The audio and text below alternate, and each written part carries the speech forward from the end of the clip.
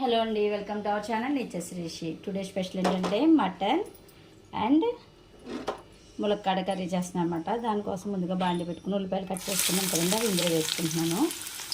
ఇవ్వండి ములక్కాడ ముక్కలు కూడా కట్ చేసి పెట్టుకున్నాను. అంటే కొంచెం తొందరగా కుక్ అవ్వడం కోసం అని చెప్పేసి పిల్లలు క్యారేజీకి అల్లం వెల్లుల్లి పేస్ట్ వేసి కొంచెం ఆయిల్ వేసి ముందుగానే ఒక 3-4-5 విజిల్స్ వస్తే రానిచ్చేస్తాను అనమాట అండి. ఆనియన్స్ అనేది తొందరగా స్మూత్ అవ్వడం కోసం నేను ఎప్పుడు వేసినట్టే కుక్ చేశానండి. మా ఇంట్లో ఏం కూర ఉన్నా లేకపోయినా ఖచ్చితంగా రసం అయితే ఉండాలండి. డైలీ రసం మాత్రం ఖచ్చితంగా పడుతుంది. కాస్త పసుపు అండి, చిటికెడు. మనకి మటన్ అయితే ప్రెజర్ పోయిందండి.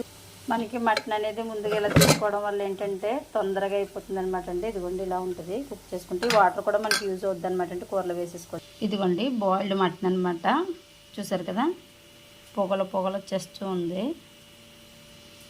ఇదిగోండి మన ఆనియన్స్ అయితే గోల్డెన్ బ్రౌన్ కలర్లోకి వచ్చాయి కాబట్టి మనం కుక్ చేసుకున్న మటన్ అయితే ఇది వేసేస్తాం. దీంట్లో నేను ఇంకేమేనండి, ఇంకా ఆల్రెడీ అల్లం వెల్లుల్లి పేస్ట్ వేసి కుక్ చేస్తాను కాబట్టి మేము ఎప్పుడు స్టోర్ చేసుకుంటానని చెప్పాను మీకు. ఇవన్నీ పాత యూట్యూబ్ ఛానల్లో పెట్టానండి. ఇది ధనియాలు, ఎల్లుల్లిపాయ, జీలకర్రతో చేసిన పౌడర్ ఇలా సీసాలో 2 సీసెస్లో మేము చేసుకుని నిలవ పెట్టుకుంటాం అనమాట. ఏం అవ్వో ఇదే యూజ్ చేస్తానండి. గరం మసాలాలు కొంచెం ఆనియన్స్తో మగ్గింది కదండి, 2 టేబుల్ స్పూన్స్ వచ్చి ధనియాల పొడి వేసాను.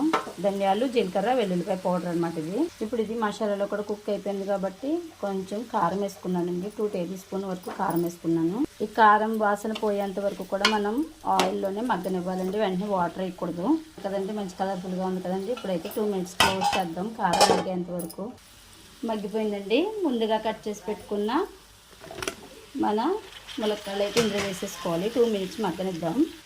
ఆఫ్టర్ దట్ మనం ఉంచుకున్న బాయిల్ చేయగా మిగిలిన వాటర్ అయితే ఇందులో వేసేద్దామండి. ఇది చాలా ఇంపార్టెంట్. ఇందులోనే అసలు జ్యూసీ అంతా ఉంది మటన్ది. సో ఇది వేసుకున్నాక ఇంకొంచెం వాటర్ పడుతుంది. అదిగోండి ఇంకొంచెం వాటర్ పడుతుంది అన్నాను కదా, మా అమ్మాయి వేస్తుంది. కొంచెం లైట్గా వేసుకుంటే సరిపోద్దండి. ఇదిగోండి ఇది ఆల్రెడీ బాయిల్ చేసాం కాబట్టి పెద్ద వాటర్ పడదు.